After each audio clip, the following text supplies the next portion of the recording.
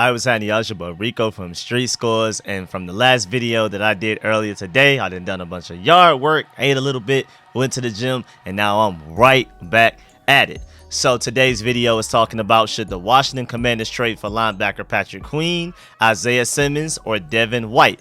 All three of those linebackers are technically on the trade block. In Patrick Queen's and Isaiah Simmons' cases, the fifth-year options that they had were not picked up. Just like how we didn't pick up Chase Young's, the Ravens didn't pick up Patrick Queen's, and the Cardinals didn't pick up Isaiah Simmons'. So we can look into whether or not we should probably trade for one of those guys. We're going to take a look at Pro Football Focus grades and everything. Is it worth it? Should we go ahead and take a chance? And then also, is linebacker even that much of a need for us? We're going to take a look at all of the Commanders' biggest weaknesses after the 2023 draft. After we went through our first 7 rounds, we're not going to necessarily count undrafted free agents yet because I got to see them on the field, at least rookie mini camp, maybe OTAs, mini camps, mandatory mini camps, or whatever. Maybe then I'll start to count them. But for now, I'm not counting undrafted free agents. After the draft and the draft only, what does our roster look like? Depth chart, all of that. What are our biggest weaknesses remaining? And then who are the best free agents available at those positions that we would consider the weakest still on the team, again, even after the draft?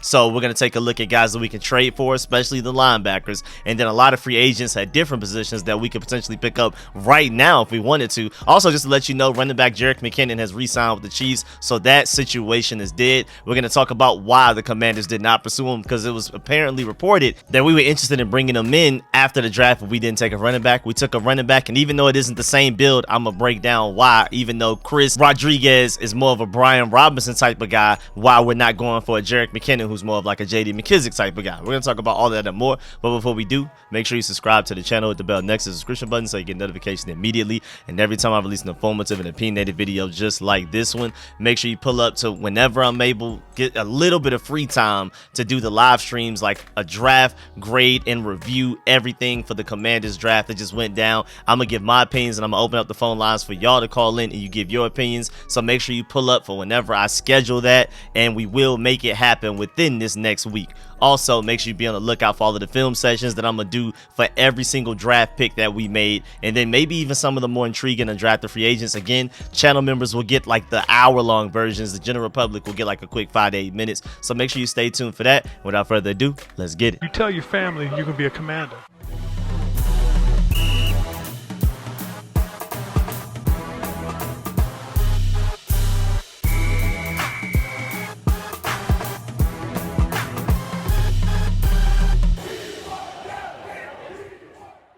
All right, so it's been reported that the Ravens are declining Patrick Queen's option for 2024, and it seemed likely even before they used the third rounder of Clemson inside linebacker Trenton Simpson. So even before they took Trenton Simpson, this was probably the plan. Just like even before we took KJ Henry or Andre Jones, we were not picking up Chase Young's fifth-year option. The same thing. It's more of like the Trenton Simpson pick happened because they were not picking up Queen's option, rather than they didn't pick up Queen's option because Trenton Simpson fell to them. No, they went into the draft knowing they need to find another linebacker. And it's reported that they really like Patrick Queen. It's nothing against him. He's still a really good player, and as a Commanders fan, I would agree he would be an upgrade in our linebacker group right now. And the Ravens even admit he's gotten better and better every year, but the Roquan Smith contract on the books at $20 million per year with a $13.5 million cap hit in 2024 makes it tough to commit so much of your cap space just to the linebacker position alone. So that's literally the only reason they're getting rid of Patrick Queen right now. Is basically a cap casualty if you're willing to trade for him. They're not going to cut him. They're not just going to give him away for free. But if we're really interested in Patrick Queen, if we're really interested in upgrading the linebacker position, that is one of the guys we can look for. And again, out of all of the guys that we can talk about today, you could argue he was the one that's been the best lately. Like most recently from the previous season, you can argue Patrick Queen is the best between him, Devin White, and Isaiah Simmons. But that's debatable. We're going to get into it. But remember, Patrick Queen was a first-round pick, 28th overall in the 2020 NFL draft, and I can definitely admit that he has been getting better and better every year since he's been drafted. The interesting thing, though, is that he's 6 foot, 237 pounds, which is literally the same build as Jamin Davis and Cody Barton, basically. So it's not like we're bringing in a certified super run-stopping, block shedder, block deconstructor type of linebacker, even though you know, he can do that arguably better than what Jamin Davis and Cody Barton do it at. But at the same time, it's not like you're bringing a Jack Campbell type of guy that's like obviously a premier build for a Mike linebacker, like exactly what you're looking for. Whereas Jamin Davis and Cody Barton are more like, you know, we're putting them at Mike linebacker at the end of the day because that's what we need somebody on the field to basically do, run the defense, be the quarterback of the defense like that. But they're not that really big, stocky linebacker that can go up and shed blocks against guards and things like that. At the very least, not consistently. And Patrick Queen is basically built just like them, so that's the problem. But at the end of the day, man, 2022, Pro Football Focus felt like he had a 70 overall grade, a 75.5 pass rush, a 68.2 in coverage, and a 62.8 in run defense. His lowest grade is run defense, and if anything, I feel like that's what we need the most in our linebacker group, so that could be the argument against the Patrick Queen. Again, he's the same build as Jamin Davis and Cody Barton, and if anything, I trust Jamin Davis and Cody Barton more in coverage than I trust them against the run, and Patrick Queen would pretty much be the same kind of thing, but you can argue better at it, or at the very least more proven. So it's just like he doesn't exactly fix what our biggest specific weakness is in the linebacker group. But will we be better with Patrick Queen? Of course, but would it be worth giving up the picks that it would take to get him just for him to basically do the same thing that Jamin Davis and Cody Barton do, but just maybe slightly better? Not necessarily. But it's a really interesting situation. But the interesting thing is that if we trade for him before the 5th-year option deadline, which is technically tomorrow, as in May 2nd on Tuesday, but you're probably watching this video on Tuesday, so let me go ahead and say today for those of y'all who are watching it on Tuesday to make y'all feel a little special, you know what I'm saying? I do it for y'all, man. But I'm just joking. But either way, if we were to trade for him before that deadline officially passes on Tuesday, then we still have the chance to pick up his option, and then we would have him for potentially 2 years rather than just 1. So if we're gonna do it, it would make more sense to get it done by tonight or tomorrow, as in Tuesday. Otherwise, it's really not as much of a benefit. Just like Chase Young, if anybody's going to trade for him, they're going to trade for him before the deadline, because the same situation. If you trade for him before the deadline, you as that team that just traded for him have the ability to pick up that option, and now you have him for $17 million next year rather than potentially way more than that if he has a breakout season, and you're not just trading for a 1-year rental. So we'll see how this situation goes, but I think it's really interesting. Then you have Devin White. And then his Pro Football Focus grade is atrocious. I mean, his pass rush grade is a 71, but overall he was a 45.5, run defense was a 42.6, and the coverage was a 47.6. Not good at all. And I agree. When you look at the tape, I haven't watched like hours and hours of his tape, but I mean, it just didn't look good. From the bit that I've seen, it just did not look good at all, man. I don't know about trading for him. He's a big name. He's an intriguing name. You hear Devin White, you're like, oh man, if this were 3 years ago, it would be a no-brainer to trade for him for whatever you may be able to get for him. And at the end of the day, because he's coming off such a bad season, maybe you could trade low for him right now. You can get him for a way lower price than you're supposed to. And then if he bounces back to his old self, that could be really interesting. Because it wasn't very long ago when he was a really good linebacker. I mean, 2021 was pretty much the same thing as 2022, not very good. And then 2020, you can argue, was the same. But back in 2019, man, he was turning heads. The Pro Football Focus grades don't show it. It doesn't reflect that in the grades. But just looking at the tape, I liked what I saw from Devin White, especially if we're just talking about potential and ceiling. Maybe he could come here and we can tap into that at some point. But I'm just not exactly sure if it would end up happening, to be completely honest with you. And then I don't know why, but Pro Football Focus has Isaiah Simmons of the Arizona Cardinals as a cornerback. But either way, he has a 67.9 overall grade, terrible in run defense with a 47, an 83.5 pass rush, and a 69.9 coverage. So again, it's kind of more of the same thing like Patrick Queen, where, I mean, he would technically be a better version of what we have, Jamin Davis and Cody Barton, but is it really worth to give up all of those picks to trade all of those assets and then have to pay these guys soon, whether you pick up the 5th-year option or not, just for them to be slightly better at the same things that Jamin Davis and Cody Barton are already good at? And you never know, man. Maybe Jamin Davis and Cody Barton just explode onto the scene this year. I mean, Cody Barton has never played behind a defensive line this good in his life, so his job is only going to be made easier, especially against the run. And he was starting to flash a lot of potential in coverage and was getting better and better against the run as the Seahawks season went on. The first half of the season he was terrible, but then the second season you could tell that he just started to get more instinctual. He became more proactive rather than reactive. So even though he's not a great block deconstructor, I mean, Jamin Davis, him, really neither of these guys that we're talking about, just because of the size that they are, the lack of strength and weight that they have, they're never going to be a consistent, dependable block deconstructor. You don't really expect them to go against a pulling guard and win every time, like some linebackers can at the NFL level. But at the very least, you saw some promise throughout the season for the Seahawks last year for Cody Barton. And you never know, Jamin Davis, I mean, I've only been seeing him getting better and better as the years went on. I mean, there were times last year where we trusted him to be the only linebacker on the field. 5 defensive linemen, 3 safeties, your typical 2 corners and all of that. And then just 1 linebacker, only Jamin Davis, quite a bit, especially going towards the end of the season once Cole Holcomb was hurt. And we just didn't trust to have John Bostic and David Mayo on the field. We were better off, again, just having an extra D-line and an extra safety at the same time rather than throwing them out there and then just figuring it out. So at the end of the day, man, you never know. Jamin Davis and Cody Barton may step up big time when this may not be that serious of a situation. And before we move on to Jerick McKinnon, just overall, just to continue the whole linebacker thought, and I've already talked about this in videos and live streams, but to the point that Jamin Davis was the only linebacker on the field quite a bit last year shows that the Commanders don't prioritize the position.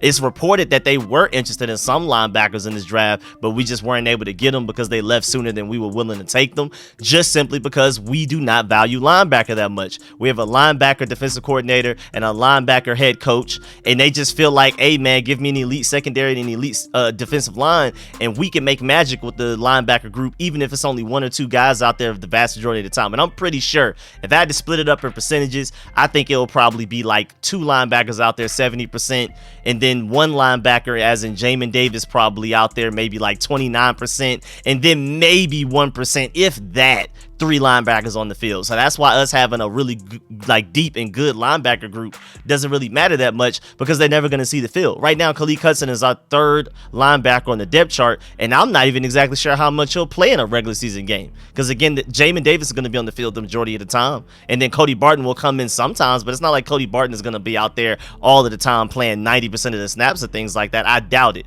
Maybe it will. Maybe Jack Del Rio is going to show me something I'm not expecting, but it's looking like if you believe those are your top 2 linebackers and only one of them is going to be on the field at times anyway, you don't really feel like linebacker is that big of a need. I mean, Deion Henley was my favorite linebacker in this class, but at the same time, same argument, the same size of those guys, even though he is projecting to be a better run stopper than those guys. I mean, is it really worth it to take him sooner than he went, I believe, in like the 3rd round, to try to get him to do basically something only slightly better than Jamin Davis and Cody Barton, rather than getting a true dominant run stopper, potentially like a Jack Campbell that the Lions get? That would make more sense of anything. So if we were to try to get a linebacker free agency, it would be a guy that's a certified run stopper, like a David Mayo, that also isn't an extreme liability in coverage like David Mayo. You got to be able to cover at least a little bit. We're going to get to that later, though. We're going to look at the depth chart and see what our biggest weaknesses are. But first, Jerick McKinnon has officially re-signed with the Chiefs, and that makes a lot of sense. McKinnon was floated around as a possible option to replace McKissick. It was reported that the Commanders were actually interested,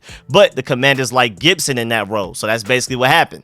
With McKissick leaving after the 2 neck injuries, and I really feel sorry for him. Shouts out to J.D. McKissick. Really appreciate everything you did for us for the past couple of years. They brought in Chris Rodriguez in the 6th round, might I add.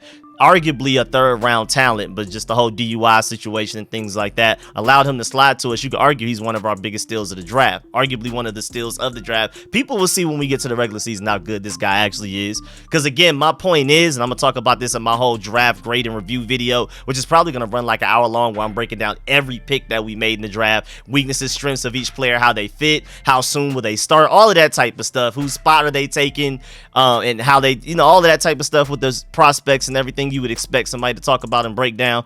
And basically, I mean, you think about it, is it more worth it to get Chris Rodriguez in the 6th over Jahmyr Gibbs in the 1st? I definitely believe so. But my main point is, as far as Jerick McKinnon goes, we see Antonio Gibson, and I do as well, in more of a J.D. McKissick role. He's going to step up. He's going to continue to be our kick returner. He's going to receive the ball a lot more in the passing game than he has previously. I hope he runs the ball more as well, because I feel like Antonio Gibson is a secret weapon ready to be unleashed by Eric Bieniemy, but we'll see. We got Chris Rodriguez and Brian Robinson to basically be the bell cows to take all of the carries. Basically, Chris Rodriguez is just an upgraded version of Jonathan Williams. I mean, they're all pretty much the same exact size. Like, there's only 1 inch in difference between all 4 of those guys. Brian Brian Robinson, Antonio Gibson, Chris Rodriguez, and Jonathan Williams, and maybe like I think 15 pounds of difference, if that, from the heaviest guy to the lightest. I mean, it's really crazy how all of our guys are built. Antonio Gibson is just by far the most athletic because he's the only one out of all of them running sub 4'4", being like 6'1", 220 something pounds. Like, that's ridiculous.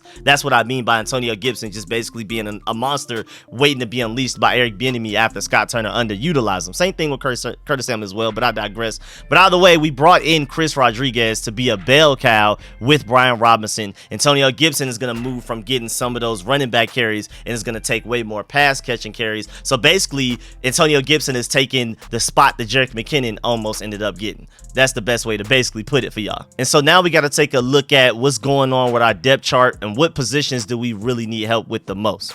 Well, if I had to say the top 3 positions of need right now, the ones that probably worry me the most, left guard easily has to be number 1 right now. And then I would probably say linebacker 2 and tight end 3. Again, tight end, I really love the potential of the room. I love the potential of the tight end room, man. Like, if we're talking about ceiling, the tight end group is crazy. Armani Rogers, crazy ceiling. I think he has Darren Waller potential to him. Cole Turner is a red zone threat, crazy ceiling. Curtis Hodges is 6'8". What do you do with that, especially since he's been becoming a better blocker? You could tell the Commanders love him because he had like the pettiest little injury and we put him on IR just so other teams couldn't take him away from us. You know, when you put somebody on practice squad, another team will come and take him. So some teams, like the Commanders have done before as well, is put a guy on injury reserve off just the tiniest little injury, like just like a little scratch on the hand, like, oh, IR, gone for the year, stay quiet, that shh, you're hurt. Act hurt, cry if you got to type of thing. So they clearly like Curtis Hodges as well, but none of these guys really have a floor to them. I mean, if Logan Thomas is back to his 2021 self, which I wouldn't put any money on, then there's a floor there. And John Bates as a blocker has a floor, but outside of that, we don't really have much floor in the tight end room. So it would be nice to bring in a veteran where you know exactly what you're gonna get from him. But potential wise, there's a lot of talent here. That's why I didn't necessarily see us going talent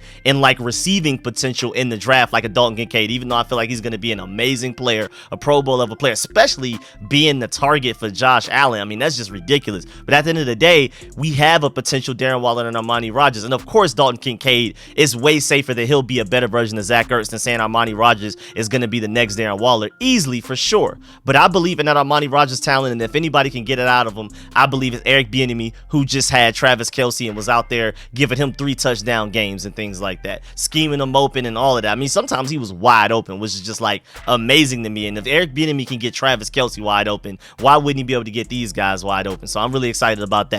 And then going up to the, slightly more need, but not as much, is linebacker. And I've already broken down why linebacker isn't that big of a need, but it's definitely something I would still look to upgrade potentially in free agency. And then left guard is probably our biggest need because as of right now, Ron Rivera said that the left guard position is a competition between Sadiq Charles and Chris Paul. Now, we brought in Ricky Strongberg, but he's more of a center anyway. We brought in Nick Gates in free agency, but he's more of a center as well. Both of those guys I just mentioned could play some guard for us, but you don't necessarily want them starting at left guard. So it sounds like, even after we signed Nick Gates, Ron Rivera said Chris Paul versus Sadiq Charles for left guard. And then he didn't mention Andrew Norwell at all. So you already know he's about to get cut. I'm going to do a whole video on that, on all of the guys that are more than likely going to end up getting cut. But just based on what the Commanders have done in the draft and what they've said in interviews and things like that. Make sure y'all stay tuned for that video as well. Probably come out with that tomorrow, maybe the day after that. Just stay tuned. But either way, the left guard position is scary. I mean, maybe if you believe in Braden Daniels, but they already said in their press conference after drafting him that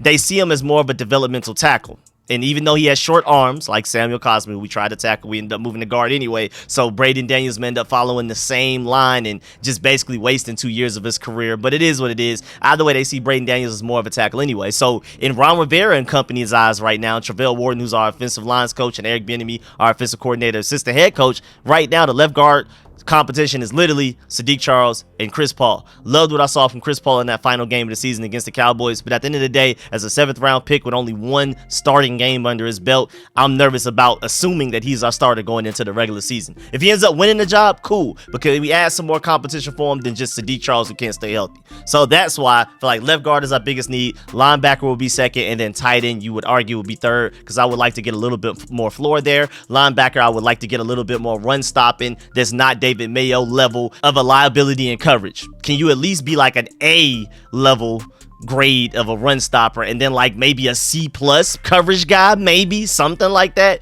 Don't just be a complete D minus F coverage guy like David Mayo. Can you at least give me C plus coverage while being a B plus to A plus run stopper? Can we find a guy like that? And so that takes me to the point of, I mean, if we're looking at guards starting, you have Dalton Reisner, maybe, ex-Broncos guard, and I mean, he's available. He's out there. He's only 28 years old. That's not old at all. Now, last season, he had a 61 overall grade, which is not great, but that's because his run blocking was graded so terribly, 53.4. That is like absolutely terrible.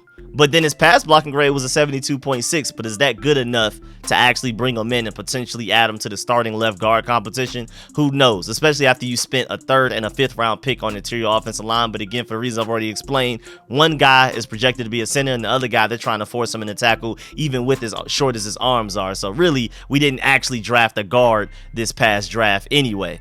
And then so even though the Pro Football Focus grades look that bad, I feel like on tape from the little bit I've seen, it wasn't that bad run blocking. So I will be down to bring him in for an extremely cheap contract, 1-year prove-it deal to compete. And then you also have Isaiah Wynn, ex-Georgia Bulldog. It would be nice to get a Georgia Bulldog on this team other than Jake Fromm, godly. And then before that, just Thomas Davis, who was basically only an old-in-the-field coach because how old he was. And then before that, Bakari Rambo. Like, godly, Eagles taking all my Georgia Bulldogs. Can my Commanders get some of them? But Isaiah Wynn, who's never really lived up to that, even though he didn't have that much hype coming out of the draft, he's even been a little bit more disappointing compared to those low expectations that he had coming out. He had a 54.6 overall grade last year for the Patriots at tackle with a 63 run blocking grade, my fault, and a pass blocking grade of 52.8, which is terrible. But that was him at tackle. And even at Georgia going into the NFL, I was like, you would probably be better off putting him at guard. I don't even want his number being 76. I don't even want him thinking he's a guard. Stop giving him the number 76. Give him a 50-something or a 60-something. Stop starting his number with the number 7 because it's making him think he's a tackle and it's not working out. He would be better as a guard. So I would chance bringing him in at guard. I mean, he's still only 27 years old, so we'll see. And then you have linebackers.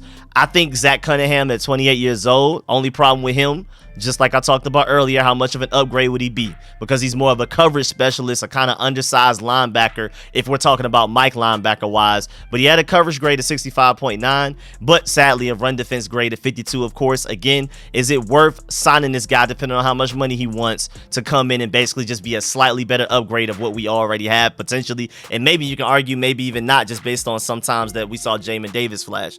But I do like Zach Cunningham, and if he were to come here for extremely cheap, I'd give it a chance. And then Quan Alexander, who can't stay healthy. I think the last time we saw him, he was with the Jets, and Pro Football Focus gives him a 63 overall grade, which is actually pretty good. Probably the highest out of any linebacker we currently have on roster. He had a 73.6 pass rush grade, which worries me because with his overall grade being a 63 and his pass rush grade being a 73, which is bringing his average up, it makes you think, well, okay, so he must have been terrible in run defense and coverage. Well, run defense wasn't that bad with a 63.6, but then his coverage was a 58.5. And when fully healthy before all of the injuries, Quan Alexander, in my opinion, had a lot of great coverage potential, and maybe he's just not the old self that he used to be before all of the leg injuries, but I'll be willing to get him for an extremely cheap, like veteran minimum. And again, another fellow, like relatively young guy, 28 years old, not that bad. We can work with that. And then tight end wise, I mean, Foster Moreau, they let Darren Waller, they traded him to the Giants, sadly for us. I hope a lot of people remember that.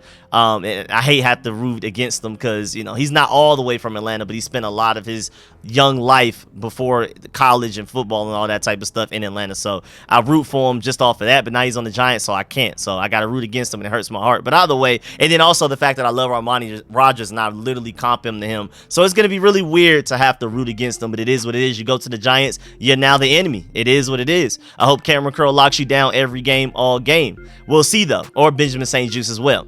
But either way, the Raiders went ahead and replaced Darren Waller with Mayer, the tight end from Notre Dame. So you would think that after Darren Waller left, they wouldn't let Foster Moreau go, but they also let Foster Moreau go. They let 2 tight ends go and only drafted 1. I haven't taken the time to really look at their roster to see how they've solved the tight end group. You lose 2, you normally try to bring in 2 more. Maybe they brought in some other guys I don't know about, but the most notable name, of course, is Mayer from Notre Dame. Either way, that's not our concern. Foster Moreau is available. He had a 69.7 receiving grade, no rushing grade from 2022, and a 61.1 overall grade, which isn't bad. So, hey, man, I mean, if you want to give him a chance, you never know, man. Remember back in 2020, he had a 67.2 overall grade and a 73.3 receiving grade. That's pretty good. I wish I knew what his blocking grade was. I don't know why they're trying to show me a rushing grade, like tight ends just receive the ball out of the backfield often enough for that to even matter. For some reason, they're not showing me the blocking grade, but I'm assuming it was pretty decent. I mean, receiving grade 73, overall grade 67, so it couldn't have been much lower than like a 63. So I would take a chance on Foster Moreau, and again, age-wise, 26, the youngest guy we talked about so far. So I think that would be really interesting. I think those are all good options. And then just the rest of the list, I mean, you have Taylor Lowen at tackle, DJ Fluker at offensive line, you have Frank Clark at defensive end if you wanted to bring him in as a veteran option, even though we already drafted 2 guys. You have George Fant at tackle, Donovan Smith at tackle.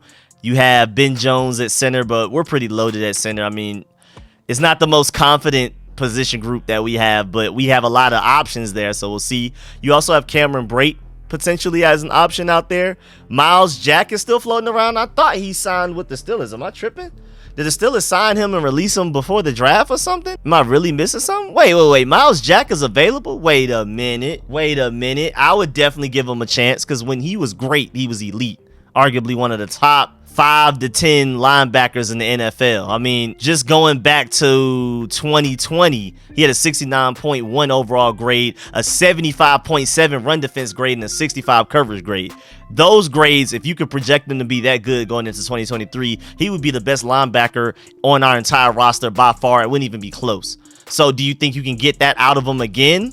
I don't exactly know why he wasn't that good last year for the Jaguars, even though their team improved in general. But then again, they did bring in some really good linebackers. I forgot the guy whose name I'm forgetting right now, but it's a guy that I really wanted. I believe they took him in the first round at linebacker. Y'all probably know why y'all are watching this, but I really like him. Matter of fact, let me look it up. I'm not about to just go out here without looking it up, man. They took my boy. They took a couple of boys. Yeah, they got my boy, Foshade Olakun from the Falcons, but that wasn't even who I was talking about. I was talking about Chad Muma and Devin Lloyd. That's why they felt like they didn't need Myles Jack anymore. They added 3 really good linebackers in one offseason. So yeah, man, that's what happened with that, I guess. But either way, man, I would definitely, for sure, without a doubt, take a chance on a Myles Jack. If he's just a pure free agent out there, for sure, for me, I think it's a no-brainer. But I really swore he was on the Steelers right now. But either way, his past season, he had a 53.6 overall grade, which Jamin Davis and Cody Barton could do better. But if you believe you can get the Myles Jack of old, the Myles Jack that we saw just a couple of years back, then that could end up being a steal in free agency and could solve all your problems. Because again, he's a great run stopper, and he's also good in coverage. When he was at his best, he was a top 5, top 10 linebacker in the NFL. Then you also have defensive lineman Billy Turner, guard Roger Saffold, guard, and also technically linebacker Justin Houston, even though he's technically more of an edge rusher, but you never know, man. But yeah, man, that's the end of this video. Please get in the comment section. Let me know how you feel about everything discussed in this video. Please leave a like on this video if you liked it, if you learned anything. Let me know how you feel about everything discussed in this video. Out of all of the names I said in this video, are you even slightly interested in any of them? Would you trade for the bigger names, or would you just go sign one of the cheaper options off of free agency? Let me know which guys are your favorite, which guys to you are just big no's, like obviously no, don't even give that guy a try from some of the guys I talked about in this video, and why. And then also give me some free agents that are out there that I did not mention or list off, or especially at the end there where I just started to kind of spew out some names. Any of those that I didn't dive deep into, which ones are you potentially interested in? And of course, man, I appreciate all the support, man. Please leave a like on this video if you liked it, if you learned anything. And of course, man, I appreciate all the sponsors, man. Shouts out to all of my Pro Bowl sponsors whose names you scrolling on the screen right now. I'm sorry I'm messing up a lot. I'm just tired. I'm still recovering, but I'm better. But man, I appreciate y'all, and I'll catch y'all later. I'm out.